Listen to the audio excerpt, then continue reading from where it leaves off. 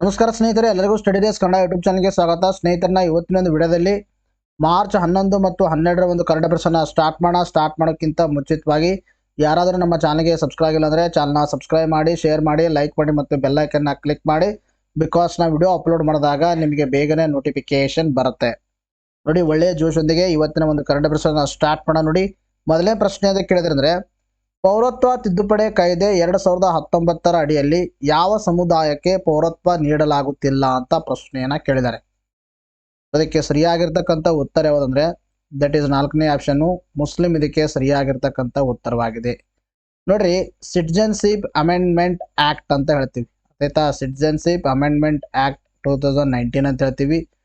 So 2019ನಲ್ಲಿ ಜಾರಿಗೆ ತಂದಿರತಕ್ಕಂಥ ಪೌರತ್ವ ತಿದ್ದುಪಡಿ ಕಾಯ್ದೆ ಲೋಕಸಭೆ ಎಲೆಕ್ಷನ್ ಕೆಲವೇ ದಿನಗಳ ಇರುವ ಹೊತ್ತಿನಲ್ಲೇ ಕೇಂದ್ರ ಸರ್ಕಾರ ಏನು ಮಾಡಿದೆ ಅಂದರೆ ಈ ಪೌರತ್ವ ತಿದ್ದುಪಡಿ ಕಾಯ್ದೆಯನ್ನ ಜಾರಿಗೆಗೊಳಿಸ್ತಾ ಇದೆ. ಸೊ ಇದು ನಮ್ಮ ಎಕ್ಸಾಮ್ ದೃಷ್ಟಿಯಿಂದಾಗಿ ಇದು ಪೊಲಿಟಿಕಲ್ಲು ಅಥವಾ ಪೊಲಿಟಿಕಲಿ ಇಲ್ಲೋ ಅಂತಕ್ಕಂಥದ್ದು ಓದುಗರಾಗಿರ್ತಕ್ಕಂಥ ತಾವು ಅದನ್ನು ಕರೆಕ್ಟಾಗಿ ತಿಳ್ಕೊಂಡು ಯಾರಿಗೆ ಒಂದು ಮತವನ್ನು ಹಾಕಬೇಕು ನೀವು ಎಚ್ಚರಿಕೆಯಿಂದ ಮತವನ್ನು ಹಾಕಿ. ಸೊ ನಮ್ಮ ಕರ್ತವ್ಯ ಏನಂದರೆ ಜಾಣತನದಿಂದಾಗಿ ನಿಮ್ಮ ನಾಯಕರನ್ನ ಆಯ್ಕೆ ಮಾಡಿ. ಅರ್ಥ ಆಯ್ತಾ? ಸೊ ಎನಿಹಾವ್ ನಮ್ಮ ಎಕ್ಸಾಮ್ ದೃಷ್ಟಿಯಿಂದಾಗಿ ಈ ಪೌರತ್ವ ತಿದ್ದುಪಡಿ ಕಾಯ್ದೆ ಸಿಟಿಜನ್ಶಿಪ್ ಅಮೆಂಡ್ಮೆಂಟ್ ಆಕ್ಟ್ ಅಂತಕ್ಕಂಥದ್ದು ಬಹಳ ಇಂಪಾರ್ಟೆಂಟು. ಸೊ ಅದರ ಒಂದು ಅಡ್ವಾಂಟೇಜಸ್ ಏನು, ಡಿಸ್ಅಡ್ವಾಂಟೇಜಸ್ ಏನು, ಯಾರಿಗೆ ಒಂದು ನೀಡಲಾಗುತ್ತೆ, ಯಾರಿಗೆ ಈ ಪೌರತ್ವನ ನೀಡಲಾಗ್ತಾ ಇಲ್ಲ ಅಂತಕ್ಕಂಥದ್ರ ಬಗ್ಗೆ ನಾವೆಲ್ಲ ಡಿಸ್ಕಷನ್ ಮಾಡೋಣ. ಇದಲ್ಲದೆ ನಾವು NRC ಬಗ್ಗೆನೂ ಕೂಡ ಡಿಸ್ಕಷನ್ ಮಾಡೋಣ. ಅರ್ಥ ಆಯ್ತಾ? ನ್ಯಾಷನಲ್ ರಿಜಿಸ್ಟರ್ ಆಫ್ ಸಿಟಿಜನ್ಸ್ ಅಂತ ಹೇಳ್ತೀವಿ, ಇನ್ನು ಸಿಟಿಜನ್ಶಿಪ್ ಅಮೆಂಡ್ಮೆಂಟ್ ಆಕ್ಟ್ ಅಂತ ಹೇಳ್ತೀವಿ. ಎರಡರ ಬಗ್ಗೆನೂ ಕೂಡ ನಾವೇನು ಮಾಡೋಣ, ಡಿಸ್ಕಷನ್ ಮಾಡೋಣ. ಭಾಳ ಬ್ಯೂಟಿಫುಲ್ ಆಗಿರ್ತಕ್ಕಂಥ ಆರ್ಟಿಕಲ್ಲು.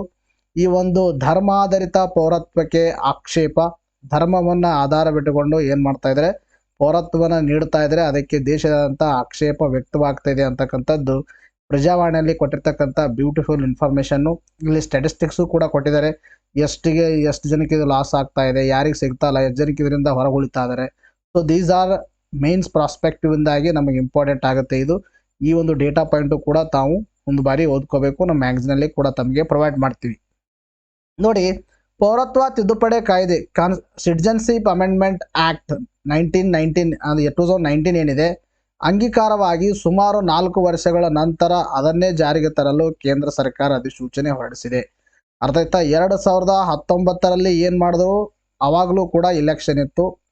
ಸೊ ಆ ಸಂದರ್ಭದಲ್ಲಿ ಈ ಒಂದು ಕಾಯ್ದೆಯನ್ನ ಅಂಗೀಕಾರವಾಯಿತು. ಸೊ ಅಂಗೀಕಾರವಾದರೂ ಕೂಡ ಅದರಲ್ಲಿ ಅಫ್ಕೋರ್ಸ್ ಕೆಲವೊಂದು ಲೂಪ್ ಹೋಲ್ಸ್ಗಳಿದ್ದು ಒಪ್ಕೊಳ್ಳೋಣ. ಇದಕ್ಕೆ 4 ವರ್ಷ ಅವಶ್ಯಕತೆ ಇತ್ತು. ಆಯ್ತಾ? 4 ವರ್ಷವನ್ನು ತಗೊಂಡ್ರು. ಮತ್ತೆ 2024ರಲ್ಲಿ ಏನು ಬರ್ತಾ ಇದೆ, ಚುನಾವಣೆ ನಡೀತಾ ಇದೆ. ಸೊ ಈಗ ಏನು ಮಾಡಿದರೆ ಅದನ್ನ ಲಾಗು ಮಾಡ್ತಾ ಇದ್ದಾರೆ. ಅರ್ಥ ಆಯ್ತಾ? ಒಟ್ಟಾರೆಯಾಗಿ ದೇಶದಲ್ಲಿ ಒಂದು ಡೆಮಾಕ್ರಸಿ ಮತ್ತು ದೇಶದ ಒಂದು ಜನರನ್ನ ಯಾವ ಕಡೆಯಿಂದ ಎಳ್ಕೊಂಡು ಹೋಗ್ತಾ ಇದ್ದಾರೆ ಅನ್ನತಕ್ಕಂಥದ್ದು ಓದುಗರಾದ ತಾವೇ ಏನು ಮಾಡ್ಬೇಕಂದ್ರೆ ಇದ್ರ ಬಗ್ಗೆ ತಿಳ್ಕೊಬೇಕು. ಅರ್ಥ ಆಯ್ತಾ? ನೋಡಿ, ಪಾಕಿಸ್ತಾನ್, ಅಫ್ಘಾನಿಸ್ತಾನ್ ಮತ್ತು ಬಾಂಗ್ಲಾದೇಶದಿಂದ CA ಬಗ್ಗೆ ಮಾತಾಡ್ತೀನಿ ನಾನು. Citizenship amendment act Pakistan, Afghanistan ಮತ್ತು ಬಾಂಗ್ಲಾದೇಶದಿಂದ 2014ರ ಒಂದು ಡಿಸೆಂಬರ್ 31 ಮುನ್ನ ಭಾರತಕ್ಕೆ ಬಂದ ಹಿಂದೂ, ಸಿಖ್, ಜೈನ್, ಬೌದ್ಧ, ಪಾರ್ಸಿ ಮತ್ತು ಕ್ರೈಸ್ತ ಧರ್ಮೀಯರಿಗೆ ಭಾರತ ಪೌರತ್ವ ನೀಡುವ ಕಾಯ್ದೆ ಇದಾಗಿದೆ. ಈ ಕಾಯ್ದೆಯಿಂದ ಮುಸ್ಲಿಮರನ್ನು ಹೊರಗಿಡಲಾಗಿದೆ. ಅರ್ಥ ಆಯ್ತಾ? ನೋಡ್ರಿ, ಇನ್ನೊಂದು ಡೆಡ್ಲೈನ್ ಡೇಟ್ ನೋಡ್ರಿ ಹೆಂಗಿದೆ. 2014 ಅಂದರೆ 2014ರಲ್ಲಿ BJP ಸರ್ಕಾರ ಏನು ಬಂತು, ಅಧಿಕಾರಕ್ಕೆ ಬಂತು. ಅರ್ಥ ಆಯ್ತಾ? ಈ 2014ರ ಒಂದು ಡಿಸೆಂಬರ್ 31ಕ್ಕೂ ಮುನ್ನ, ಅದಕ್ಕಿಂತಲೂ ಮುಂಚಿತವಾಗಿ ಭಾರತಕ್ಕೆ ಬಂದಿರತಕ್ಕಂಥ ಹಿಂದೂ ಆಗಿರ್ಬೋದು, ಸಿಖ್ ಆಗಿರ್ಬೋದು, ಜೈನ್ ಆಗಿರ್ಬೋದು, ಬೌದ್ಧ ಆಗಿರ್ಬೋದು, ಪಾರ್ಸಿ ಆಗಿರ್ಬೋದು, ಇವರಿಗೆಲ್ಲರಿಗೆ ಏನಂದ್ರೆ ಪೌರತ್ವವನ್ನು ನೀಡಲಾಗುತ್ತೆ. ಅದಾಯ್ತಾ? ಅವ್ರು ಏನಾದರೂ ಇಲ್ಲಿ ತಮ್ಮ ರೆಸಿಡೆಂಟನ್ನು ಅಥವಾ ತಮ್ಮ ಡೆಸೆಂಡೆಂಟನ್ನು ಪ್ರೂವ್ ಮಾಡಿದರೆ ಅವರಿಗೆ ನೀಡಲಾಗುತ್ತೆ. ಆದರೆ ಈ ಒಂದು ಮುಸ್ಲಿಂ ಜನಾಂಗಕ್ಕೆ ನೀಡಲ್ಲ. ಈ ಒಂದು ಸಮುದಾಯಕ್ಕೆ ಹೊರಗಿಡಲಾಗಿದೆ. ಇದು ವಿದೇಶಿಯರ ಕಾಯ್ದೆ 1946, ಪಾಸ್ಪೋರ್ಟ್ ಕಾಯ್ದೆ 1920 ಅಡಿಯಲ್ಲಿ ಯಾವುದೇ ಕ್ರಿಮಿನಲ್ ಪ್ರಕರಣದಿಂದ 6 ಸಮುದಾಯಗಳನ್ನು ವಿನಾಯಿತಿ ನೀಡಲಾಗುತ್ತೆ. ಅರ್ಥ ಆಯ್ತಾ? ಅಂದರೆ ಇವರು ಏನಾದರೂ ಇಲ್ಲಿಗಲ್ ಆಗಿ ಇಲ್ಲಿ ಒಳಗಡೆ ಬಂದಿದ್ರೆ 1946 ಪಾಸ್ಪೋರ್ಟ್ ಕಾಯ್ದೆ ಇದೆ. ವಿದೇಶಿಯರ ಕಾಯ್ದೆ 1946 ಇದೆ. ಇನ್ನು ಪಾಸ್ಪೋರ್ಟ್ ಕಾಯ್ದೆ 1920 ಇದೆ. ಈ ಅಡಿಯಲ್ಲಿ ಅವರು ಇಲ್ಲಿಗಲ್ ಆಗಿ ಪಾಸ್ಪೋರ್ಟ್ ಇಲ್ಲದೆ ಈ ವಿದೇಶಿಯರು ಭಾರತದಲ್ಲಿ ಬಂದಿದ್ರೆ ಅವ್ರಿಗೆ ಕ್ರಿಮಿನಲ್ ಅಂತ ನಾವು ಡಿಕ್ಲೇರ್ ಮಾಡಬೇಕು. ಬಟ್ ಆದರೆ ಈ ಒಂದು ಸಿಟಿಜನ್ಶಿಪ್ ಅಮೆಂಡ್ಮೆಂಟ್ ಆಕ್ಟ್ 2019 ಏನಿದೆ, ಸೊ ಅದರ ಅಡಿಯಲ್ಲಿ ಇವರಿಗೆ ವಿನಾಯಿತಿಯನ್ನು ನೀಡಲಾಗ್ತಾ ಇದೆ. So this is citizenship amendment act ಅಂತ ಹೇಳ್ತೀವಿ. ಅದ್ರ ಬಗ್ಗೆ ಡಿಸ್ಕಷನ್ ಮಾಡಿ ನೋಡಿ ಇನ್ನು ಸ್ವಲ್ಪ. ಸಿಟಿಜನ್ಶಿಪ್ ಅಮೆಂಡ್ಮೆಂಟ್ ಆಕ್ಟ್ 2019ಗೆ ಸಂಬಂಧಿಸಿದ ಕಾಳಜಿಗಳು. ಹಾಗಾದ್ರೆ ಇದು ಯಾಕೆ ಇಷ್ಟೊಂದು ದೇಶದಂತ ಇದಕ್ಕೆ ಪ್ರತಿಭಟನೆಗಳು ಆಗ್ತಾ ಇದಾವೆ ಅಂತಕ್ಕಂಥ ತಮ್ಮೆಲ್ಲರಿಗೆ ಸ್ವಲ್ಪ ಈಗ ಗೊತ್ತಾಗಿದೆ. ಹಾಗಾದ್ರೆ ನಮ್ಮ ಎಕ್ಸಾಮಲ್ಲಿ ಏನಾದರೂ ಆನ್ಸರ್ ರೈಟಿಂಗ್ ಕೇಳಿದ್ರೆ ಮೇನ್ಸಲ್ಲಿ ಅಲ್ಲಿ ನೀವು ಏನು ಬರಿಬೇಕಾಗತ್ತೆ, ಅದರ ಅಡ್ವಾಂಟೇಜು ಕೂಡ ಬರಿಬೇಕಾಗತ್ತೆ ಮತ್ತು ಡಿಸ್ಅಡ್ವಾಂಟೇಜು ಕೂಡ ಬರಿಬೇಕಾಗ್ತಾ ಇರುತ್ತೆ. ಇದರಲ್ಲಿ ಡಿಸ್ಅಡ್ವಾಂಟೇಜು ಅಥವಾ ಕ್ರಿಟಿಕ್ಸ್ ಏನಿದಾವಂದ್ರೆ ಇದು ಧರ್ಮದ ಆಧಾರದ ಮೇಲೆ ಪೌರತ್ವನ ಒದಗಿಸ್ತದ. ಅರ್ಥ ಆಯ್ತಾ? ಇದು ಏನು ಮಾಡ್ತಾ ಇದೆ ಅಂದರೆ ಧರ್ಮದ ಆಧಾರದ ಮೇಲೆ ಪೌರತ್ವವನ್ನು ನೀಡುವ ಒಂದು ಕಾಯ್ದೆಯಾಗಿದೆ. It is one of the critic. ಇನ್ನೊಂದು ಏನಂದರೆ ಧರ್ಮದ ಆಧಾರದ ಮೇಲೆ ಪೌರತ್ವವನ್ನು ನೀಡಿದರೆ ಭಾರತ ಸಂವಿಧಾನದ 14ನೇ ವಿಧಿ, ಅರ್ಥ ಆಯ್ತಾ? ಭಾರತ ಸಂವಿಧಾನದ 14ನೇ ವಿಧಿ ಏನಾಗುತ್ತೆ, ಉಲ್ಲಂಘನೆ ಆಗುತ್ತೆ. ಜಾತಿ, ಧರ್ಮ, ಲಿಂಗವನ್ನು ಆಧರಿಸಿ ಯಾವುದೇ ಒಂದು ಭಾರತೀಯ ಪ್ರಜೆಯನ್ನ ಏನು ಮಾಡೋಂತಿಲ್ಲ, ಅವರಿಗೆ ಡಿಸ್ಕ್ರಿಮಿನೇಷನ್ ಮಾಡುವಂತಿಲ್ಲ ಅಂತ 14ನೇ ವಿಧಿ ಹೇಳುತ್ತೆ. ಇನ್ನು 1985 ಒಂದು ಅಸ್ಸಾಂ ಒಪ್ಪಂದ, ಅಸ್ಸಾಂ ಅಕಾರ್ಡ್ ಅಂತಕ್ಕಂಥದ್ದು ಇದೆ. ಅರ್ಥ ಆಯ್ತಾ? ಅಸ್ಸಾಂ ಅಕಾರ್ಡು. ಸೊ ಒಂದು ಬಾರಿ ನೀವು ಎಲ್ಲರೂ ಇದರಿಂದ ಅಸ್ಸಾಂ ಅಕಾರ್ಡ್ ಬಗ್ಗೆ ಸ್ವಲ್ಪ ತಿಳ್ಕೊಳ್ಳಿ. ಯಾಕೆ ನಾನು ಅಸ್ಸಾಂ ಅಕಾರ್ಡ್ ಬಗ್ಗೆ ತಿಳ್ಕೊರಿ ಅಂತ ಹೇಳ್ತಾ ಇದ್ದೇನೆ ಅಂದರೆ, ಸೊ ಈ ಒಂದು ಅಸ್ಸಾಂ ಅಕಾರ್ಡ್ ಅಂತಕ್ಕಂಥದ್ದು ಮತ್ತು ಈ ಸಿಟಿಜನ್ಶಿಪ್ ಅಮೆಂಡ್ಮೆಂಟ್ ಆಕ್ಟ್ ಅಂತಕ್ಕಂಥದ್ದು ಎರಡು ಅಪೋಸಿಟ್ ಒಂದು ಪ್ರಾವಿಷನ್ಸ್ಗಳಿದಾವೆ. ಅರ್ಥ ಆಯ್ತಾ? ಸ್ವಲ್ಪ ಬಗ್ಗೆ ನೋಡ್ಕೊಳ್ಳಿ, ಇದರಲ್ಲಿ ನಾನು ಹಾಕಿಲ್ಲ ನಿಮಗೆ. ಅರ್ಥ ಆಯ್ತಾ? ಭಾರತವು ಶ್ರೀಲಂಕಾದಿಂದ ತಮಿಳರು ಮತ್ತು ಮ್ಯಾನ್ಮಾರ್ದಿಂದ ಹಿಂದೂ ರೋಹಿಂಗ್ಗಳನ್ನು ಒಳಗೊಂಡಿರುವ ಹಲವಾರು ನಿರಾಶ್ರಿತರು ಹೊಂದಿದೆ. ಅವರು ಕಾಯ್ದೆಗೆ ಒಳಪಡಿದಿಲ್ಲ. ಅರ್ಥಾತ್ ಇವ್ರು ಯಾಕ್ರಿ, ಭಾರತಕ್ಕೆ ಸುಮಾರು ಶ್ರೀಲಂಕಾದಿಂದ ತಮಿಳದವರು ಬಂದಿದ್ದಾರೆ. ಇನ್ನು ಮೈನ್ಮಾರ್ದಿಂದ ಮೋಸ್ಟ್ ಪ್ರೊಬೆಬಲಿ ಎಲ್ಲ ರೋಹಿಂಗ್ಗಳು ಮುಸ್ಲಿಮರಿದ್ದಾರೆ, ಬಟ್ ಅದರಲ್ಲಿ ಹಿಂದೂ ರೋಹಿಂಗ್ಗಳು ಕೂಡ ಇದ್ದಾರೆ. ಸೊ ಅವರಿಗೂ ಕೂಡ ಕೊಡ್ಬೋದಾಗಿತ್ತು, ಬಟ್ ಅವರಿಗೂ ಕೂಡ ಕೊಡ್ತಾ ಇಲ್ಲ. ಸೊ ಇದು ಏನಂದರೆ ಈ ಕಾಯ್ದೆಯ ಒಂದು ಕ್ರಿಟಿಕ್ಸ್. ನಿಮಗೆ ಕ್ರಿಟಿಕ್ಸ್ ಕೇಳಿದ್ರೆ ನೀವು ಬರೆಯಕ್ಕೆ ಬರಬೇಕು. ಆಮೇಲೆ ಡೆಡ್ಲೈನ್ ಡೇಟ್ ಗೊತ್ತಿರಬೇಕು, 2014 ಡಿಸೆಂಬರ್ 31. ಆಮೇಲೆ ಯಾವ ಕಮ್ಯುನಿಟಿಗಳಿಗೆ ಅಲೌ ಮಾಡಿದರೆ ಯಾವ ಕಮ್ಯುನಿಟಿಗಳನ್ನು ಅಲೌ ಮಾಡಿಲ್ಲ ಅಂತಕ್ಕಂಥದ್ದು ಕೂಡ ತಮ್ಮ ತಲೆಯಲ್ಲಿ ಇರಬೇಕಾಗುತ್ತೆ. ಇನ್ನು ರಾಷ್ಟ್ರೀಯ ಪೌರತ್ವ ನೋಂದಣಿ, ಅರ್ಥ ಆಯ್ತಾ? NRC ಅಂತ ಹೇಳ್ತೀವಿ, ನ್ಯಾಷನಲ್ ರಿಜಿಸ್ಟರ್ ಆಫ್ ಸಿಟಿಜನ್ಸ್ ಅಂತ ಹೇಳ್ತೀವಿ. ನ್ಯಾಷನಲ್ ರಿಜಿಸ್ಟರ್ ಆಫ್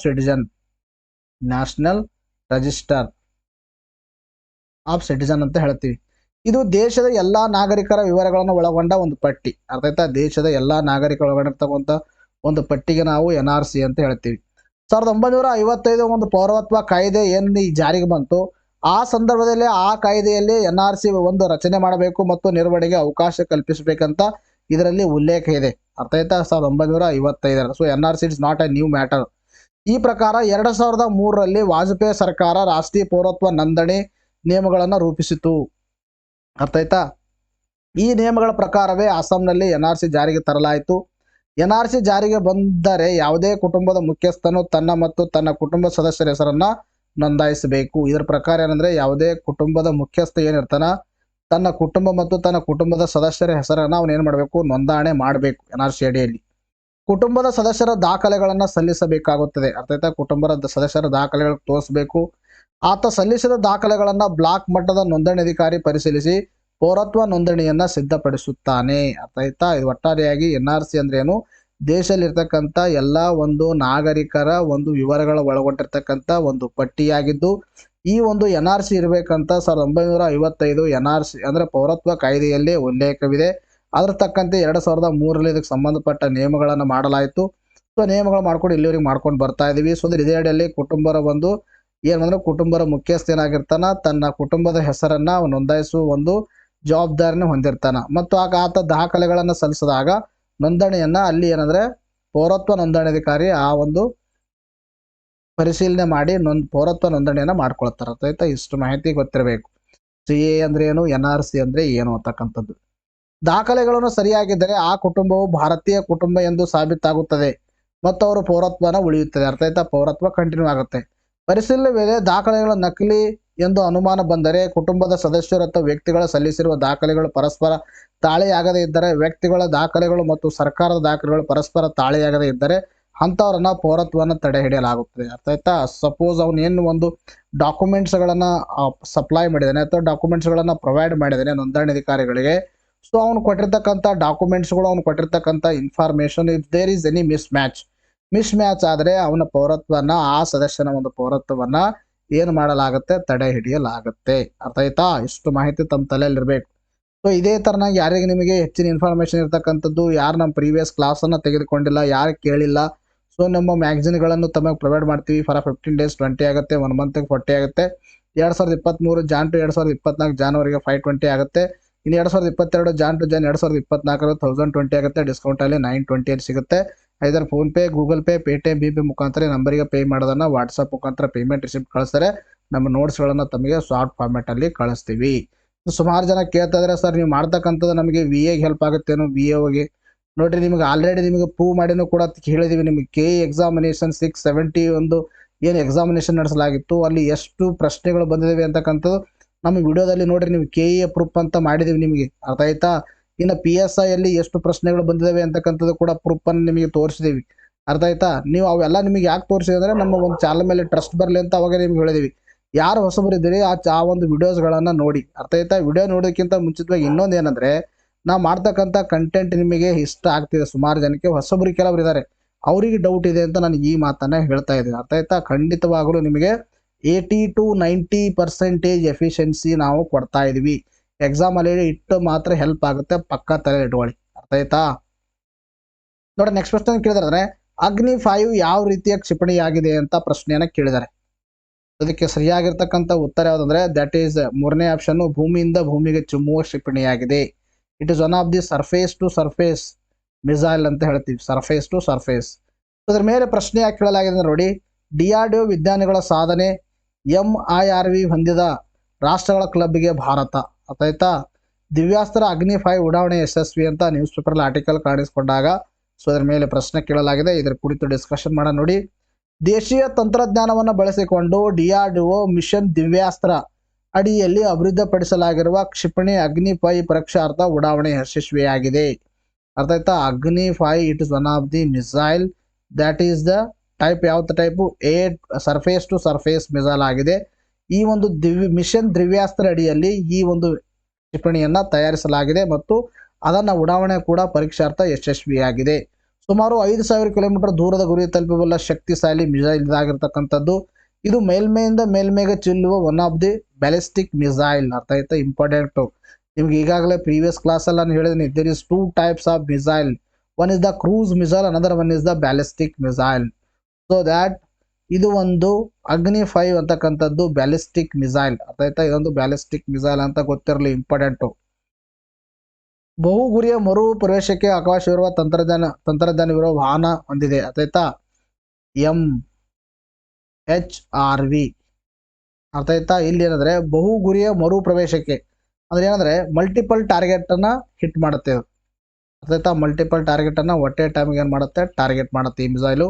ಇಂಥ ಶಕ್ತಿ ಅಮೆರಿಕ, ಇಂಗ್ಲೆಂಡ್, ರಷ್ಯಾ, ಫ್ರಾನ್ಸ್ ಮತ್ತು ಚೀನಾಗೆ ಮಾತ್ರ ಇದೆ. ಈ ಕ್ಲಬ್ಗೆ ಭಾರತ ಕೂಡ ಸೇರಿಕೊಂಡಿದೆ. ಇಂಪಾರ್ಟೆಂಟು. ನಿಮಗೆ ಪ್ರಶ್ನೆಯನ್ನು ಕೇಳ್ತಾರೆ. ಅರ್ಥ ಆಯ್ತಾ? MIRV. ಅರ್ಥ ಆಯ್ತಾ? MIRV ಕ್ಲಬ್ಗೆ ಸೇರಿದ ದೇಶಗಳು ಯಾವುವು ಅಂತ ಪ್ರಶ್ನೆ ಕೇಳ್ತಾರೆ.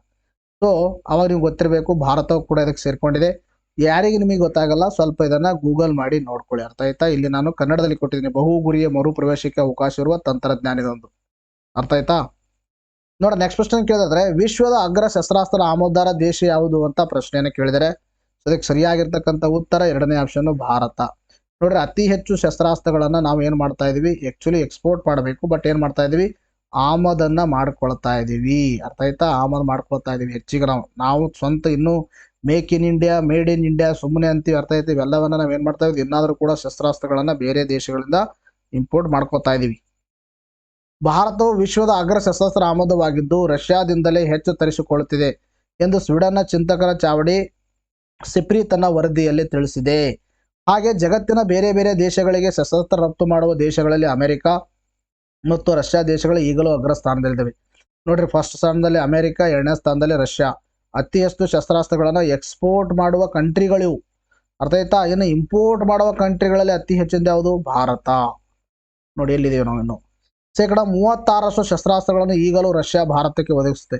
Out of 100% what we are importing from other Nations. ಅರ್ಥ ಆಯ್ತಾ. ಅದರಲ್ಲಿ 36% ಇಂಪೋರ್ಟ್ಸ್ ಫ್ರಮ್ ರಷ್ಯಾ ಓನ್ಲಿ. ಅರ್ಥ ಆಯ್ತಾ. It is the biggest export to India. ಅರ್ಥ ಆಯ್ತಾ. Defence equipment. ಅಗ್ರ ಆಮದುದಾರ ರಾಷ್ಟ್ರಗಳು ಯಾವ್ಯಾವ ಅಂದರೆ ಭಾರತ ಮೊದಲನೇ ಸ್ಥಾನ, ಎರಡನೇ ಸೌದಿ ಅರೇಬಿಯಾ, ಮೂರನೇದು ಕತಾರ್, ನಾಲ್ಕನೇದು ಚೀನಾ, ಐದನೇದು ಆಸ್ಟ್ರೇಲಿಯಾ. ಅರ್ಥ ಆಯ್ತಾ. ಇನ್ನು ಅಗ್ರ ರಫ್ತುದಾರ ದೇಶಗಳು ಮೊದಲನೇ ಸ್ಥಾನದಲ್ಲಿ USA ಇದೆ, ಎರಡನೇ ಸ್ಥಾನದಲ್ಲಿ ಫ್ರಾನ್ಸು, ಮೂರನೇ ಸ್ಥಾನದಲ್ಲಿ ರಷ್ಯಾ, ನಾಲ್ಕನೇ ಸ್ಥಾನದಲ್ಲಿ ಚೀನಾ, ಐದನೇ ಸ್ಥಾನದಲ್ಲಿ ಜರ್ಮನಿ. ನೋಡ್ರಿ ಚೀನಾ ಕಂಪೇರ್ ಮಾಡ್ರಿ, ಆಮದು ರಫ್ತುದಾರದಲ್ಲಿ 4ನೇ ಸ್ಥಾನದಲ್ಲಿದೆ, ಆಮದುದಾರದಲ್ಲೂ ಕೂಡ 4ನೇ ಸ್ಥಾನ. ಬ್ಯಾಲೆನ್ಸ್ಡ್. ಅರ್ಥ ಆಯ್ತಾ. ಯಾವ ಥರ ಒಂದು ಟ್ರೇಡ್ ಬ್ಯಾಲೆನ್ಸ್ ಇನ್ ಡಿಫೆನ್ಸ್ ಅಂತಕ್ಕಂಥದ್ದು ಮೇಂಟೈನ್ ಮಾಡ್ತಾ ಇದೆ ಯಾವುದು China. Stockholm international piece research institute ಅಂತಕ್ಕಂಥದ್ದು ಸಿಪ್ರಿ ಸ್ಟಾಕ್ಹೋಮ್ನಲ್ಲಿ ಅಂತಾರಾಷ್ಟ್ರೀಯ ಒಂದು ಸಂಸ್ಥೆಯಾಗಿದ್ದು 1966ರಲ್ಲಿ ಇದು ಸ್ಥಾಪನೆಯಾಗಿದೆ. ಇದು ಒಂದು ಜಗತ್ತಿನಾದ್ಯಂತ ಶಾಂತಿ ಸ್ಥಾಪನೆ ಮಾಡೋಗೋಸ್ಕರ ಕಾರ್ಯವನ್ನು ನಿರ್ವಹಿಸುತ್ತೆ. ಸೊ ಅದರ ಪ್ರಮುಖ ಉದ್ದೇಶ ಏನಂದರೆ ಯಾವ್ಯಾವ ದೇಶದ ಹತ್ರ ಎಷ್ಟೆಷ್ಟು ಒಂದು ಅಣ್ವಸ್ತ್ರಗಳಿದಾವೆ, ಎಷ್ಟೆಷ್ಟು ಒಂದು ಡಿಫೆನ್ಸ್ ಎಕ್ವಿಪ್ಮೆಂಟ್ ಇದಾವೆ, ಅವೆಲ್ಲ ಡೀಟೇಲನ್ನು ಇದೇನು ಮಾಡುತ್ತೆ, ಪ್ರೊವೈಡ್ ಮಾಡುತ್ತೆ. ನೋಡಿರಿ, ಯಾರನ್ನ ಮೆಂಬರ್ಶಿಪ್ಪನ್ನು ತಗೊಂಡಿಲ್ಲ, ನೀವು ಮೆಂಬರ್ಶಿಪ್ಪನ್ನು ತಗೋಬಹುದು. ಜಾಯಿನ್ ಬಟನ್ನ ಕ್ಲಿಕ್ ಮಾಡೋ ಮುಖಾಂತರ ಅಲ್ಲಿ ಲೆವೆಲ್ಸ್ಗಳಿದಾವೆ, ಆ ಲೆವೆಲ್ಸನ್ನು ಚೂಸ್ ಮಾಡೋ ಮುಖಾಂತರ ನೀವೇನು ಮಾಡ್ಬೋದು, ಇದರ ಸದಸ್ಯತ್ವವನ್ನು ಪಡೆದುಕೊಳ್ಬೋದು. ಈಗಾಗಲೇ ಅಲ್ಲಿ ಕ್ಲಾಸ್ಗಳನ್ನು ಮಾಡ್ತಾ ಇದ್ದೀವಿ, special class related to KS examination as well as PSI. ವಿಧವಾ ಪುನರ್ವಿವಾಹ ಪ್ರೋತ್ಸಾಹನ ಯೋಜನೆ ಜಾರಿಗೆ ತಂದ ಭಾರತ ಮೊದಲ ರಾಜ್ಯ ಯಾವುದು ಅಂತ ಪ್ರಶ್ನೆ ಕೇಳಿದ್ದಾರೆ. ಅದಕ್ಕೆ ಸರಿಯಾಗಿರ್ತಕ್ಕಂಥ ಉತ್ತರ ಜಾರ್ಖಂಡ್. ಇಂಪಾರ್ಟೆಂಟ್ ಆಗಿರ್ತಕ್ಕಂಥ ಪ್ರಶ್ನೆ. ನಿಮ್ಮ KE ಎಕ್ಸಾಮಲ್ಲಿ ಹಿಂಗೆ ಕೇಳ್ತಾರೆ, ಸೇಮ್ ಟು ಸೇಮ್ ಪ್ರಶ್ನೆಗಳು. ಅರ್ಥಾತ್ ಗೊತ್ತಿರಬೇಕು. ನೋಡ್ರಿ, ವಿಧವಾ ಪುನರ್ವಿವಾಹ ಪ್ರೋತ್ಸಾಹನ ಯೋಜನೆ, ದಟ್ ಇಸ್ ವಿಧವೆ ಪುನರ್ವಿವಾಹ ಪ್ರೋತ್ಸಾಹ ಯೋಜನೆ ಜಾರ್ಖಂಡ್ ಜಾರಿಗೆ ತಂದಿದೆ. ಅರ್ಥ ಆಯ್ತಾ. ಈಗೇನಂದರೆ ಮದುವೆ ಆದಮೇಲೆ ಗಂಡ ತೀರ್ಕೊಂಡ ಮೇಲೆ ಆ ಹೆಣ್ಮಗಳು ಸಾಮಾಜಿಕವಾಗಿ ಏನಂದರೆ ಒಂದು ಕ್ಷೀಣತೆಗೆ ಹೋಗ್ತಾಳೆ ಗಂಡ ತೀರ್ಕೊಂಡಾದ್ಮೇಲೆ. ಆಮೇಲೆ ಅವರಿಗೆ ಮದುವೆ ಆಗೋಕ್ಕೂ ಕೂಡ ಪ್ರೋತ್ಸಾಹ ಯಾರೂ ಮಾಡಲ್ಲ ಮತ್ತು ಮದುವೆ ಆಗೋರು ಕೂಡ ಕಡಿಮೆ ಇರ್ತಾರೆ. ಸೊ ಅಂಥವರನ್ನು ಮಹಿಳಾ ಸಬಲೀಕರಣ ಮಾಡೋಗೋಸ್ಕರ, ಬೂಸ್ಟಪ್ ಮಾಡೋಗೋಸ್ಕರ ಜಾರ್ಖಂಡ್ ಸರ್ಕಾರ ಒಂದು ಇಂಪಾರ್ಟೆಂಟ್ ಆಗಿರ್ತಕ್ಕಂಥ ಯೋಜನೆ ಜಾರಿಗೆ ತಂದಿದೆ. ಅದೇ ವಿಧವಾ ಪುನರ್ವಿವಾಹ ಪ್ರೋತ್ಸಾಹನ ಯೋಜನೆ ಅಂತಕ್ಕಂಥದ್ದು. ಈ ಥರ ಯೋಜನೆ ಜಾರಿಗೆ ತಂದ ದೇಶದ ಮೊದಲ ರಾಜ್ಯವಾಗಿದೆ ಜಾರ್ಖಂಡು. ಈ ಯೋಜನೆಯಡಿಯಲ್ಲಿ ಗಂಡನ ಮರಣ ನಂತರ ಮದುವೆಯಾಗಲು ಆಯ್ಕೆ ಮಾಡುವ ಮಹಿಳೆಯರಿಗೆ ಸರ್ಕಾರದಿಂದ 2 ಲಕ್ಷ ರೂಪಾಯಿ ಸಹಾಯಧನವನ್ನು ನೀಡಲಾಗುತ್ತೆ. ಅರ್ಥ ಆಯ್ತಾ. After the death of the husband ಯಾರಾದರೂ ಮದುವೆ ಆಗಕ್ಕೆ ಇಷ್ಟಪಟ್ಟರೆ ಅವರಿಗೆ 2 ಲಕ್ಷ ರೂಪಾಯಿಗಳನ್ನು ಸಹಾಯಧನ ಸರ್ಕಾರ ನೀಡುತ್ತೆ. ಇದು ಒಂದು ಏನಂದರೆ ಮಹಿಳಾ ಸಬಲೀಕರಣಗೊಳಿಸುವ ಪ್ರಮುಖ ಒಂದು ಪಾತ್ರ ವಹಿಸುತ್ತೆ ಇದು. ಅರ್ಥ ಆಯ್ತಾ. ನಿಮ್ಮ ಎಕ್ಸಾಮಲ್ಲಿ KS ಮೇನ್ಸ್ ಆನ್ಸರ್ ರೈಟಿಂಗಲ್ಲಿ ಏನಾದರೂ ವುಮೆನ್ ಎಂಪವರ್ಮೆಂಟ್ ಬಗ್ಗೆ ನಿಮ್ಗೆ ಕೇಳಿದ್ರೆ ಆ ಸಂದರ್ಭದಲ್ಲಿ ಇಂಥ ಪಾಯಿಂಟ್ಸ್ಗಳನ್ನು ನೀವು ಆ್ಯಡ್ ಮಾಡ್ಬೋದು. ಅರ್ಥ ಆಯ್ತಾ. ನೋಡಿ, ನೆಕ್ಸ್ಟ್ ಪ್ರಶ್ನೆ ಕೇಳಿದ್ರೆ ಇಸ್ರೋ ಕೆಳಗಿನ ಯಾವ ನಗರದಲ್ಲಿ ಬಾಹ್ಯಾಕಾಶ ನಿಲ್ದಾಣ ಸ್ಥಾಪಿಸುತ್ತಿದೆ ಅಂತ ಪ್ರಶ್ನೆ ಕೇಳಿದರೆ ಅದಕ್ಕೆ ಸರಿಯಾಗಿರ್ತಕ್ಕಂಥ ಉತ್ತರ ಯಾವುದಂದರೆ Kulasekarapattinam is the right answer. ಅದ್ರ ಬಗ್ಗೆ ಡಿಸ್ಕಷನ್ ಮಾಡೋಣ. ನೋಡಿ, ಭಾರತೀಯ ಬಾಹ್ಯಾಕಾಶ ಸಂಶೋಧನಾ ಸಂಸ್ಥೆ ತಮಿಳುನಾಡಿನ ಕುಲಶೇಖರಪಟ್ಟಣದಲ್ಲಿ ಹೊಸ ಬಾಹ್ಯಾಕಾಶ ನಿಲ್ದಾಣವನ್ನು ಅಭಿವೃದ್ಧಿಪಡಿಸ್ತಾ ಇದೆ ಅಥವಾ ಸ್ಪೇಸ್ ಕ್ರಾಫ್ಟ್ ಸ್ಟೇಷನ್ ಅನ್ನು ಎಸ್ಟಾಬ್ಲಿಷ್ ಮಾಡ್ತಾ ಇದೆ. ಇದರ ಮೂಲಕ ಪೇಲೋಡ್ಗಳನ್ನು ಸಮರ್ಥವಾಗಿ ಧ್ರುವೀಯ ಕಕ್ಷೆಗೆ ಉಡಾವಣೆ ಮಾಡಬಹುದು. ಅರ್ಥ ಆಯ್ತಾ. ಧ್ರುವೀಯ ಕಕ್ಷೆಗೆ ಅಲ್ಲಿ ನಾವು ಆರ್ಬಿಟ್ಸ್ಗಳಿದಾವೆ. ಒಂದು ಏನಂದರೆ ನಿಮಗೆ ಇವು ಬರ್ತವೆ, GTO ಆರ್ಬಿಟು, ಜಿಯೋ ಸಿಂಕ್ರೋನ ಟ್ರಾನ್ಸ್ಫರ್ ಆರ್ಬಿಟ್ ಅಂತ ಬರುತ್ತೆ, ಜಿಯೋ ಸ್ಟೇಷನರಿ ಆರ್ಬಿಟ್ ಅಂತ ಬರುತ್ತೆ. ಅದೇ ಥರನಾಗಿ ಧ್ರುವೀಯ ಕಕ್ಷೆ ಅಂತ ಪೋಲಾರ್ ಆರ್ಬಿಟ್ಸ್ ಅಂತ ಬರ್ತವೆ. ಸೊ ಆ ಪೋಲಾರ್ ಆರ್ಬಿಟ್ಸ್ಗಳಿಗೆ ಪೇಲೋಡ್ಗಳನ್ನು, ಅಂದರೆ ಪೇಲೋಡ್ ಅಂದರೆ ರಾಕೆಟ್ ಹೊತ್ಕೊಂಡು ಹೋಗುವ ಭಾರಕ್ಕೆ ಪೇಲೋಡ್ ಅಂತ ಕರಿತೀವಿ. ಉಪಗ್ರಹನ ಏನು ಹೊತ್ಕೊಂಡು ಹೋಗುತ್ತೆ ರಾಕೆಟ್, ಆ ಉಪಗ್ರಹಕ್ಕೆ ಪೇಲೋಡ್ ಅಂತ ಹೇಳ್ತೀವಿ. ಅಥವಾ ಸಿಂಪಲ್ ಆಗಿ ಉಪಗ್ರಹಗಳನ್ನು ಧ್ರುವೀಯ ಕಕ್ಷೆಗೆ ಉಡಾವಣೆ ಮಾಡಲು ಸಹಕಾರಿಯಾಗುತ್ತೆ ಇದರಿಂದ. ಇದರ ಮೂಲಕ ಸಣ್ಣ ಉಪಗ್ರಹ ಉಡಾವಣಾ ವಾಹನಗಳು, ಸ್ಮಾಲ್ ಸ್ಯಾಟಲೈಟ್ ಲಾಂಚ್ ವೆಹಿಕಲ್ ಅಂತ ಹೇಳ್ತೀವಿ. ಸ್ಮಾಲ್ ಸ್ಯಾಟಲೈಟ್ ಲಾಂಚ್ ವೆಹಿಕಲ್ನ ಇಂಧನವನ್ನು ಸೇವಿಸುವ ಡಾಗ್ಲೆಗ್ ಕುಶಲತೆಯನ್ನು ಅಗತ್ಯವಿಲ್ಲದೆ ನೇರವಾಗಿ ದಕ್ಷಿಣಕ್ಕೆ ಹಾರಲು ಅನುವು ಮಾಡಿಕೊಡುತ್ತದೆ. ಇಲ್ಲಿ ಏನು ಬರ್ತದೆ, ಡಾಗ್ಲೆಗ್ ಮ್ಯಾನ್ವರ್ ಅಂತ ಬರ್ತದೆ, ಅಥವಾ ಡಾಗ್ಲೆಗ್ ಮ್ಯಾನ್ವರ್ ಅಥವಾ ಕುಶಲತೆ ಅಂತ ಹೇಳ್ತೀವಿ, ಡಾಗ್ಲೆಗ್ ಕುಶಲತೆ. ಸೊ ಇದರಿಂದ ಏನು ಅಡ್ವಾಂಟೇಜ್ ಇದೆ ಅಂದರೆ, ಈ ಒಂದು ನಾವು ರಾಕೆಟನ್ನು ಏನು ಹಾರಿಸ್ತೀವಿ, ನಮ್ಮ ಒಂದು ಉಪಗ್ರಹವನ್ನು ಏನು ಉಡಾವಣೆ ಮಾಡ್ತೀವಿ, ಆ ಸಂದರ್ಭದಲ್ಲಿ ಬೇರೆ ಒಂದು ಡೆಬ್ರಿ ಜೊತೆ ಘರ್ಷಣೆಯನ್ನು ತಪ್ಪಿಸಲು ಮತ್ತು ಜನಬೀಡದ ಪ್ರದೇಶಗಳಲ್ಲಿ ಬೀಳುವುದನ್ನು ತಡೆಯಲು ಉಪಗ್ರಹದ ಉಡಾವಣೆ ಪಥವನ್ನು ತೀಕ್ಷ್ಣವಾಗಿ ತಿರುವು ಅಥವಾ ಬಾಗುವಿಕೆಯಿಂದಾಗಿ ಬದಲಾವುದನ್ನು ಡಾಗ್ಲೆಗ್ ಕುಶಲತೆ ಒಳಗೊಂಡಿದೆ. ಅರ್ಥ ಆಯ್ತಾ. ಡಾಗ್ಲೆಗ್ ಮ್ಯಾನ್ವರ್ ಅಂತ ಹೇಳ್ತೀವಿ. ಸೊ ಡಾಗ್ಲೆಗ್ ಮ್ಯಾನ್ವರ್ ಅಂದರೆ ಏನು, ನಾವು ಏನೋ ಒಂದು ಉಡಾವಣೆ ಮಾಡ್ತೀವಿ ಉಪಗ್ರಹ, ಆ ಉಪಗ್ರಹ ಉಡಾವಣೆ ಮಾಡಿದಾಗ ಇಲ್ಲಿ ಸ್ಪೇಸಲ್ಲಿ ಇನ್ನೂ ಉಪಗ್ರಹ ಇದಾವೆ ಮೇಲ್ಗಡೆ. ಸೊ ಬೇರೊಂದು ಉಪಗ್ರಹಕ್ಕೆ ಏನಾಗಬಾರ್ದು, ಹಿಟ್ ಆಗಬಾರ್ದು. ಇನ್ನೊಂದು ಈ ಒಂದು ಉಪಗ್ರಹ ಹಾರಿಸೋದು ಸಪೋಸ್ ಕೊಲಿಜನ್ ಆಗಿ ಜನ ಬೀಡಾದ ಪ್ರದೇಶಗಳಲ್ಲಿ ಬೀಳಬಾರ್ದು. ಅರ್ಥ ಆಯ್ತಾ. ಜನ ಬೀಡಾದ ಪ್ರದೇಶಗಳು, ಫಾರ್ ಎಕ್ಸಾಂಪಲ್ಲು ನಾವು ಭಾರತದ ಮ್ಯಾಪನ್ನು ತೆಗೆದುಕೊಂಡಾಗ ಇಲ್ಲಿ ತಮಿಳುನಾಡಿದೆ. ಸೊ ತಮಿಳುನಾಡು ಪಕ್ಕದಲ್ಲಿ ಯಾವುದಿದೆ, ಶ್ರೀಲಂಕಾ ಇದೆ. ನಾವು ಏನಾದರೂ ಈ ಒಂದು ಸ್ಯಾಟಲೈಟನ್ನು ಲಾಂಚ್ ಮಾಡಿದಾಕರ ಅದು ಒಂದು ಬೇರೆ ಒಂದು ಬೇರೆಗಳ ಸ್ಪೇಸ್ದಲ್ಲಿ ಏನಿದ್ದಾವೆ ಡೆಬ್ರಿಸ್ಗಳಿದ್ದಾವೆ, ಅಂದರೆ ಬೇರೆ ಉಪಗ್ರಹಗಳಿದ್ದಾವೆ. ಅವಕ್ಕೆ ಬೇರೆ ಉಪಗ್ರಹ ಡಿಕ್ಕಿ ಹೊಡೆದು ಮತ್ತು ಈ ಶ್ರೀಲಂಕಾ ಮೇಲೆ ಬೀಳಬಾರ್ದು, ಜನ ಬೀಡಾದ ಪ್ರದೇಶ ಅದು, ಅರ್ಥ ಆಯ್ತಾ? ಅಲ್ಲಿ ಏನಂದ್ರೆ ಭಾಳ ಇಂಪ್ಯಾಕ್ಟ್ ಆಗುತ್ತೆ. ಅದು ಬಿದ್ದರೂ ಕೂಡ ಎಲ್ಲಿ ಬೀಳ್ಬೇಕಂದ್ರೆ ಇಂಡಿಯನ್ ಓಷನ್ದಲ್ಲಿ ಬೀಳಬೇಕು. ಆ ಥರ ನಾವು ಪ್ರಕ್ರಿಯೆ ಮಾಡ್ತೀವಿ. ಅದಕ್ಕೆ ಹೆಲ್ಪ್ ಮಾಡುತ್ತೆ ಯಾವುದು? ಡಾಗ್ಲೆಗ್ ಕುಶಲತೆ ಅಂತಕ್ಕಂಥ ಏನು ಮಾಡುತ್ತೆ? ಹೆಲ್ಪ್ ಮಾಡುತ್ತೆ. ಡಾಗ್ಲೆಗ್ ಮೆನೋರ್ ಅಂತ ಹೇಳ್ತೀವಿ. ಶ್ರೀಹರಿಕೋಟದಿಂದ PSLV ರಾಕೆಟ್ಗಳನ್ನು ಬಳಸಿ ಉಡಾವಣೆ ಮಾಡಲಾದ ದುಬಿ ಉಪಗ್ರಹಗಳನ್ನು ಶ್ರೀಲಂಕಾದ ಮೇಲೆ ಹಾರುವುದನ್ನು ತಪ್ಪಿಸಲು ಆಗಾಗ್ಗೆ ಈ ತಂತ್ರಜ್ಞಾನವನ್ನು ಬಳಸ್ತಾ ಇದ್ದೀವಿ. ಯಾವುದು? ಡಾಗ್ಲೆಗ್ ಮ್ಯಾನೋರ್ ಅಂತಕ್ಕಂಥದ್ದನ್ನು ಬಳಸ್ತಾ ಇದ್ದೀವಿ. ಬಟ್ ರಾಕೆಟ್ಗಳು ಕೊಲಂಬೋನ ಬೈಪಾಸ್ ಮಾಡಲು ಕಡಿದ 40 ಡಿಗ್ರಿ ಆರ್ಕನ್ನು ಮಾಡ್ತಾ ಇದ್ದೀವಿ. ಅವಾಗ ಏನು ಮಾಡ್ತೀವಿ ಅಂದ್ರೆ ನಾವು ಶ್ರೀಹರಿಕೋಟದಿಂದ ಲಾಂಚ್ ಮಾಡಿದೆವು ಅಂದರೆ ಆ ಸಂದರ್ಭದಲ್ಲಿ ಈ ಒಂದು ಶ್ರೀಲಂಕಾದ ಮೇಲೆ ಬೀಳುವುದನ್ನು ತಪ್ಪಿಸಲು, ಆಮೇಲೆ ಶ್ರೀಲಂಕಾವನ್ನು ಬೈಪಾಸ್ ಮಾಡೋಗೋಸ್ಕರ ನಾವೇನು ಮಾಡ್ತೀವಿ ಅಂದರೆ ಅದರ ಪಥವನ್ನು ಚೇಂಜ್ ಮಾಡಿಬಿಡ್ತಿದ್ದೀವಿ ರಾಕೆಟದು. ಯಾಕಂದರೆ ರಾಕೆಟ್ದ ಪಥವನ್ನು ಚೇಂಜ್ ಮಾಡಲೇಬೇಕು. ಮಾಡಲಿಲ್ಲ ಅಂದರೆ ಈಗ ಸಪೋಸ್ ಏನಾದರೂ ಒಂದು ಡೆಬ್ರಿಸ್ ಇದ್ದರೆ, ಕೊಲಿಜನ್ ಆದರೆ ಅದು ಶ್ರೀಲಂಕಾ ಮೇಲೆ ಬೀಳುತ್ತೆ, ಅದು ಹೈಲಿ ಇಂಪ್ಯಾಕ್ಟ್ ಆಗುತ್ತೆ. ಬಟ್ ಈ ಕುಲಶೇಖರ ಪಟ್ಟಣದಲ್ಲಿ ನಾವು ಏನು ಐಕೆ ಹಾರಿಸ್ತಾ ಇದ್ದೀವಿ ಅಂಥ ರಾಕೆಟ್ಗಳಿಗೆ ಅಲ್ಲಿ ಡಾಗ್ಲೆಗ್ ಕುಶಲತೆ ಅವಶ್ಯಕತೆ ಇಲ್ಲ. ಅರ್ಥ? ಆ ಸ್ಟ್ರಾಟಜಿಕ್ ಲೊಕೇಶನ್ ಇದೆ, ಅರ್ಥ ಆಯ್ತಾ? ಪಥವನ್ನು ಚೇಂಜ್ ಮಾಡೋ ಅವಶ್ಯಕತೆ ಇಲ್ಲ. It is one of the advantage ಅಂತ ನಾವು ಹೇಳ್ತೀವಿ. ನೋಡಿ, ನೆಕ್ಸ್ಟ್ ಪ್ರಶ್ನೆ ಕೇಳಿದ್ರೆ ಜಿಮ್ ಕಾರ್ಬೆಟ್ ರಾಷ್ಟ್ರೀಯ ಉದ್ಯಾನ ಯಾವ ರಾಜ್ಯದಲ್ಲಿದೆ ಅಂತ ಪ್ರಶ್ನೆ ಕೇಳಿದ್ದಾರೆ. ಅದಕ್ಕೆ ಸರಿಯಾಗಿರ್ತಕ್ಕಂಥ ಉತ್ತರ Uttarakhand is the right answer. ಬಹಳ ಇಂಪಾರ್ಟೆಂಟ್ ಆಗಿರ್ತಕ್ಕಂಥ ಪ್ರಶ್ನೆ. ಈ ಒಂದು ರಾಷ್ಟ್ರೀಯ ಉದ್ಯಾನದ ಮೇಲೆ ಸುಮಾರು ಬಾರಿ ಪ್ರಶ್ನೆಯನ್ನು ಕೇಳಿದ್ದಾರೆ. ಭಾರತದ ಅತ್ಯಂತ ಹಳೆಯ ರಾಷ್ಟ್ರೀಯ ಉದ್ಯಾನವನ ಯಾವುದಂತ ಪ್ರಶ್ನೆ ಕೇಳಿದರೆ ಅವಾಗಲೂ ಕೂಡ ಉತ್ತರಾಖಂಡು. ಭಾರತದ ಒಂದು ಹುಲಿ ಯೋಜನೆಗೆ ಒಳಪಟ್ಟ ಮೊಟ್ಟ ಮೊದಲ ರಾಷ್ಟ್ರೀಯ ಉದ್ಯಾನವನ ಯಾವುದಂದ್ರೆ ದ್ಯಾಟ್ ಈಸ್ ಉತ್ತರಾಖಂಡು. ಸರಿ, ಜಿಮ್ ಕಾರ್ಬೆಟ್ ರಾಷ್ಟ್ರೀಯ ಉದ್ಯಾನವನ. ಇನ್ನು ತದನಂತರದಲ್ಲಿ ಇನ್ನೊಂದು ಪ್ರಶ್ನೆ ಕೇಳ್ತಾರೆ, ಭಾರತ ಅತ್ಯಂತ ಹಳೆಯದು ಯಾವುದಂದ್ರೆ ಉತ್ತರಾಖಂಡ್ ರಾಷ್ಟ್ರೀಯ ಉದ್ಯಾನ ಜಿಮ್ ಕಾರ್ಬೆಟ್ ಅಂತ ಹೇಳಿದೆ. ಆಮೇಲೆ ಹುಲಿ ಯೋಜನೆಯನ್ನು ಯಾವ ಒಂದು ರಾಷ್ಟ್ರೀಯ ಉದ್ಯಾನದಲ್ಲಿ ಉದ್ಘಾಟನೆ ಮಾಡಲಾಯಿತು? ಅದನ್ನು ಕೂಡ ಜಿಮ್ ಕಾರ್ಬೆಟ್ ರಾಷ್ಟ್ರೀಯ ಉದ್ಯಾನವನ. ಇಲ್ಲಿ ಜಿಮ್ ಕಾರ್ಬೆಟ್ ಅಂತಕ್ಕಂಥ ಒಬ್ಬ ವ್ಯಕ್ತಿ ಹೆಸರನ್ನ ಇಟ್ಟಿದ್ದಾರೆ ಅಷ್ಟೇ, ಅರ್ಥ ಆಯ್ತಾ? ನೋಡಿ, ಜಿಮ್ ಕಾರ್ಬೆಟ್ ರಾಷ್ಟ್ರೀಯ ಉದ್ಯಾನದೊಳಗೆ ಹುಲಿ ಸಫಾರಿಗಳಿಗೆ ನಿಷೇಧ ಹೇರಿದೆ. ಹುಲಿ ಸಫಾರಿ ಮಾಡೋದನ್ನ ಜಿಮ್ ಕಾರ್ಬೆಟ್ ರಾಷ್ಟ್ರೀಯ ಉದ್ಯಾನದಲ್ಲಿ ಸುಪ್ರೀಂ ಕೋರ್ಟ್ ಏನ್ ಮಾಡಿದೆ? ನಿಷೇಧವನ್ನ ಹೇರಿರ್ತಕ್ಕಂಥದ್ದು. ಈ ಉದ್ಯಾನದೊಳಗೆ ಮರ ಕಡಿಯುವುದು ಮತ್ತು ಅನಧಿಕೃತ ನಿರ್ಮಾಣ ಚಟುವಟಿಕೆಗಳಲ್ಲಿ ತೊಡಗಿಸಿಕೊಂಡಿದ್ದಾಗಿ ಈ ನಿರ್ಧಾರವನ್ನ ತೆಗೆದುಕೊಂಡಿದೆ ಯಾವುದು? Supreme court. ಅರ್ಥಾಯ್ತಾ? ಸುಪ್ರೀಂ ಕೋರ್ಟ್ ಅನ್ನೋದು ಸ್ಟ್ರಿಕ್ಟ್ ಆಗಿ ವಾರ್ನ್ ಕೊಟ್ಟಿದೆ. ಜಿಮ್ ಕಾರ್ಬೆಟ್ ರಾಷ್ಟ್ರೀಯ ಉದ್ಯಾನ ಬಗ್ಗೆ ಮಾತಾಡ್ತಾ ಬಂದಾಗ ಇದು ಉತ್ತರಾಖಂಡದಲ್ಲಿ ಕಂಡುಬರುತ್ತದೆ ಈ ಉದ್ಯಾನವನ. ಇನ್ನೊಂದು, ಇದು ಭಾರತ ಅತ್ಯಂತ ಹಳೆಯ ರಾಷ್ಟ್ರೀಯ ಉದ್ಯಾನವನ, ಇಂಪಾರ್ಟೆಂಟು. ಹುಲಿ ಯೋಜನೆ ಇದೇ ರಾಷ್ಟ್ರೀಯ ಉದ್ಯಾನದಲ್ಲಿ 1973ರಲ್ಲಿ ಪ್ರಾರಂಭವನ್ನು ಮಾಡಲಾಯಿತು. ಹುಲಿ ಯೋಜನೆಗೆ ಒಳಪಟ್ಟ ಮೊಟ್ಟ ಮೊದಲ ರಾಷ್ಟ್ರೀಯ ಉದ್ಯಾನವನ ಅಂದರೂ ಕೂಡ ಇದೆ. 1936ರಲ್ಲಿ ಅಳಿವಿನಂಚಿನಿರುವ ಬಂಗಾಳ ಕೊಲ್ಲಿಯ ಒಂದು ಸಂರಕ್ಷಣೆಗಾಗಿ, ಒಂದು ಹುಲಿಯ ಸಂರಕ್ಷಣೆಗಾಗಿ, ಅರ್ಥ ಆಯ್ತಾ? ಬೆಂಗಾಲ್ ಟೈಗರ್ ಒಂದು ಸಂರಕ್ಷಣೆ ಮಾಡೋಗೋಸ್ಕರ ನಾವು ಇದನ್ನ ಸ್ಥಾಪನೆ ಮಾಡಿದೀವಿ. ಏನ್ ಸ್ಥಾಪನೆ ಮಾಡಿದೀವಿ? ರಾಷ್ಟ್ರೀಯ ಉದ್ಯಾನವನ. ಯಾವುದು? ಜಿಮ್ ಕಾರ್ಬೆಟ್ ರಾಷ್ಟ್ರೀಯ ಉದ್ಯಾನವನ. ಇದರ ಸ್ಥಾಪನೆಯಲ್ಲಿ ಪ್ರಮುಖ ಪಾತ್ರ ವಹಿಸಿದ ಜಿಮ್ ಕಾರ್ಬೆಟ್ ಅವರನ್ನ ಹೆಸರನ್ನ ಇಡಲಾಗಿದೆ. ಈಗಾಗಲೇ ತಮಗೆ ನಾನು ಹೇಳಿದ್ದೀನಿ. ಇಷ್ಟು ಇದ್ರ ಬಗ್ಗೆ ಫ್ಯಾಕ್ಟ್ಸ್ಗಳು ಗೊತ್ತಿರಬೇಕು. ನೋಡ್ರಿ, ನೆಕ್ಸ್ಟ್ ಪ್ರಶ್ನೆ ಕೇಳಿದ್ರೆ ಕೆಳಗಿನ ಯಾವ ಸಂಸ್ಥೆ ಲೋಕಸಭಾ ಚುನಾವಣೆ ನಡೆಸುತ್ತದೆ ಅಂತ ಪ್ರಶ್ನೆಯನ್ನು ಕೇಳಿದ್ದಾರೆ. ಅದಕ್ಕೆ ಸರಿಯಾಗಿರ್ತಕ್ಕಂಥ ಉತ್ತರ ಮೊದಲನೇ ಆಪ್ಷನ್ ಕೇಂದ್ರ ಚುನಾವಣಾ ಆಯೋಗಕ್ಕೆ ಸರಿಯಾಗಿರ್ತಕ್ಕಂಥ ಉತ್ತರವಾಗಿದೆ. ನೋಡ್ರಿ, ನಿಮಗೆ ಈಗಾಗಲೇ ನಾವು ಕೇಂದ್ರ ಚುನಾವಣಾ ಆಯೋಗದ ಬಗ್ಗೆ ಬಹಳ ಮಾಹಿತಿಯನ್ನು ಕೊಟ್ಟಿದ್ದೀವಿ. ಪ್ರೀವಿಯಸ್ ಒಂದು ವಿಡಿಯೋಸ್ಗಳಲ್ಲಿ ಕೂಡ ಏನು ಒಂದು ಮಾಹಿತಿ ಕೊಟ್ಟಿದ್ದೀವಿ ಅಂದರೆ ಕೇಂದ್ರ ಚುನಾವಣಾ ಆಯೋಗದಲ್ಲಿ ಮುಖ್ಯ ಆಯುಕ್ತರು ಮತ್ತು ಇತರ ಆಯುಕ್ತರನ್ನ ಆಯ್ಕೆ ಮಾಡುವ ಪ್ರಕ್ರಿಯೆ ಬಗ್ಗೆ ಹೇಳಿದೀವಿ. ಆಯ್ಕೆ ಮಾಡೋ ಪ್ರಕ್ರಿಯೆ ಮೊದಲು ಸುಪ್ರೀಂ ಕೋರ್ಟ್ ಏನು ಹೇಳಿತ್ತು? ಆಯ್ಕೆ ಮಾಡಬೇಕಂದ್ರೆ ಒಂದು ಸೆಲೆಕ್ಷನ್ ಕಮಿಟಿ ಇರಬೇಕು. ಸೊ ಆ ಸೆಲೆಕ್ಷನ್ ಕಮಿಟಿಯಲ್ಲಿ ಯಾರಿರಬೇಕು? ಒಂದು ಲೋಕಸಭಾ ಅಪೋಸಿಷನ್ ಲೀಡರ್ ಇರಬೇಕು, ಅಪೋಸಿಷನ್ ಲೀಡರ್ ಇರಬೇಕು ಲೋಕಸಭಾದು, ಪ್ಲಸ್ PM ಇರಬೇಕು, ಪ್ಲಸ್ ಏನಂದರೆ ಚೀಫ್ ಜಸ್ಟಿಸ್ ಆಫ್ ಇಂಡಿಯಾ ಇರಬೇಕಂತ ಹೇಳಿತ್ತು. ಬಟ್ ಇದನ್ನು ಸಂಸತ್ತು ಏನು ಮಾಡ್ತು? ಒಂದು ಕಾಯ್ದೆ ಮುಖಾಂತರ ಏನು ಮಾಡ್ತಂದ್ರೆ ಬದಲಾವಣೆಯನ್ನು ಮಾಡ್ತು ಸಂಸತ್ತು. ಏನು ಕಾಯ್ದೆ ಮಾಡ್ತು? ಲೋಕಸಭೆ ಅಪೋಸಿಷನ್ ಲೀಡರ್ ಇರ್ತಾನ, PM ಇರ್ತಾನ, ತದನಂತರದಲ್ಲಿ ಯೂನಿಯನ್ ಮಿನಿಸ್ಟರ್ ಒಬ್ಬರು ಇರ್ತಾರೆ.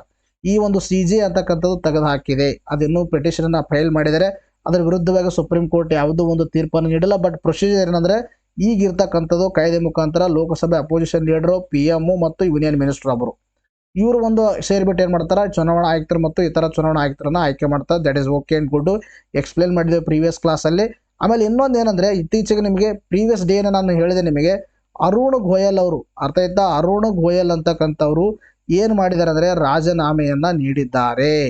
ಸೊ ರಾಜೀನಾಮೆ ನೀಡುವುದರಿಂದಾಗಿ ಈ ಒಂದು ಇಲೆಕ್ಷನ್ ಕಮಿಷನ್, ಇಂಡಿಯನ್ ಅಂದರೆ ಸೆಂಟ್ರಲ್ ಇಲೆಕ್ಷನ್ ಕಮಿಷನ್ ಒಂದು ಅಲ್ಲಿರ್ತಕ್ಕಂಥ ಕಾಂಪೋಸಿಷನ್ ಏನಿತ್ತು, ಮೊದಲು ಎಷ್ಟು ಜನ ಅಂದರೆ 3 ಜನ, 3 ಮೆಂಬರ್ ಬಾಡಿ ಇತ್ತು.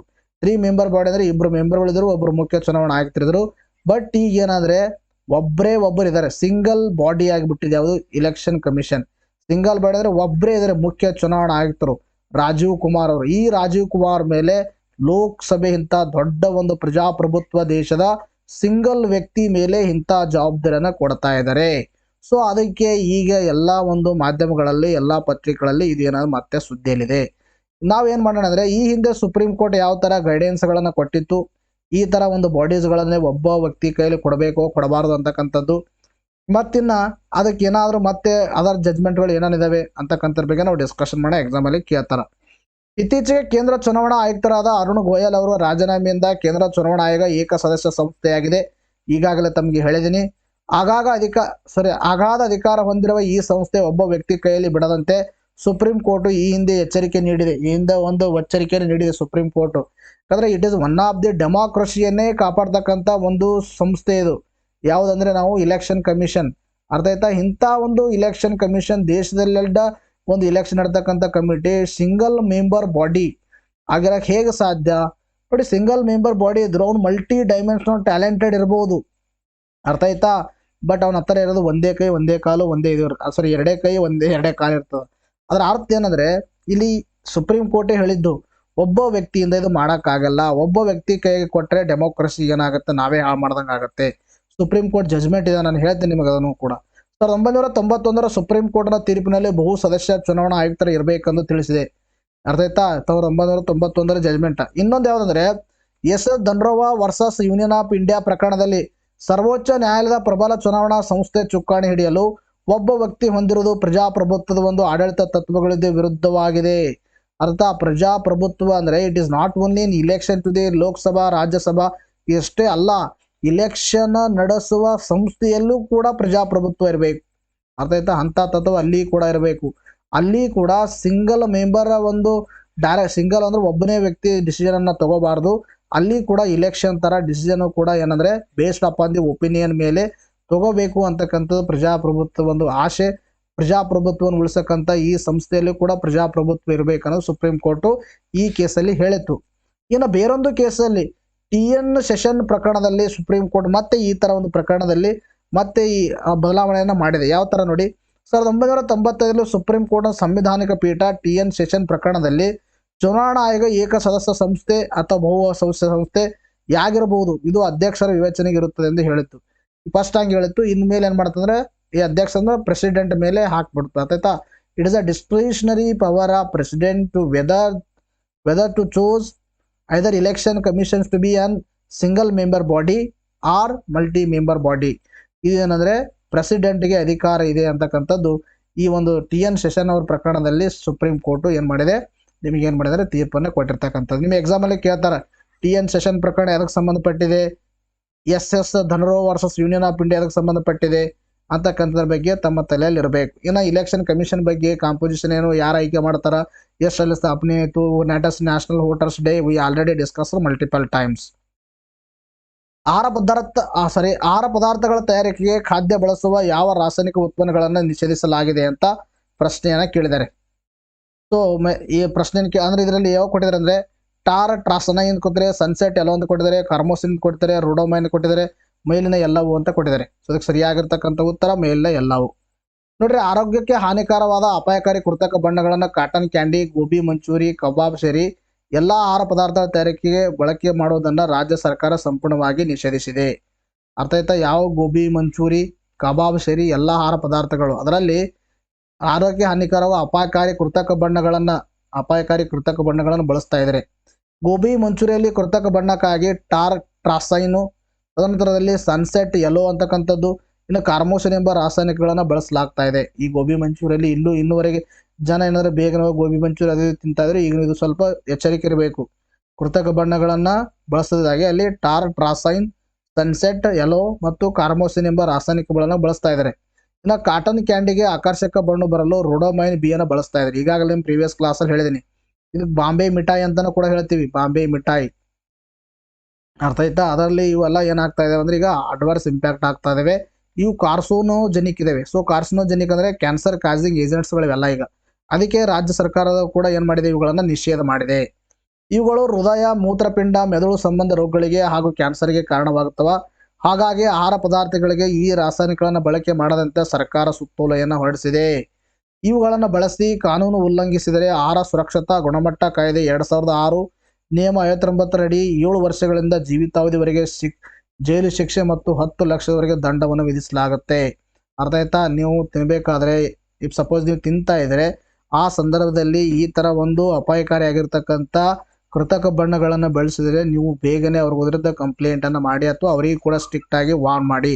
ಈ ಥರ ಕಾಯ್ದೆ ಹೊರಡಿಸಿದೆ, ನೀವು ಈ ಥರ ಮಾಡಬಾರ್ದು ಅಂತಕ್ಕಂಥದ್ದು. ಅರ್ಥ ಆಯ್ತಾ? ಇದೆಲ್ಲ ಗೊತ್ತಿರಬೇಕು. ಈ ಥರ ನಿಮಗೆ ಜನರಲ್ ಅವೇರ್ನೆಸ್. ಬಣ್ಣ ಬಳಸದೆ ತಯಾರಿಸುವ ಕಾಟನ್ ಕ್ಯಾಂಡಿ, ಗೋಬಿ ಮಂಚೂರಿ, ಕಬಾಬ್ ಮತ್ತು ಪಾನಿಗಳಿಗೆ ನಿಷೇಧ ಇಲ್ಲ. ಇಫ್ ಸಪೋಸ್ ಅವ್ರು ಏನಾದರೂ ಬಣ್ಣ ಬಳಸಲಾರದೆ ತಯಾರು ಮಾಡಿದರೆ ಇಟ್ ಇಸ್ ಓಕೆ. ಅರ್ಥ ಆಯ್ತಾ? ಅದರಿಂದ ಏನೋ ಇಂಪ್ಯಾಕ್ಟ್ ಆಗಲ್ಲ. ಬಟ್ ಬಣ್ಣನ ಬಳಸಿದರೆ ಅವುಗಳನ್ನು ತಿನ್ನಬಾರ್ದು. ತಯಾರಿಸಿದವ್ರಿಗೂ ಕೂಡ ವಾರ್ನನ್ನು ಕೊಡಬೇಕು. ಅರ್ಥ ಆಯ್ತಾ?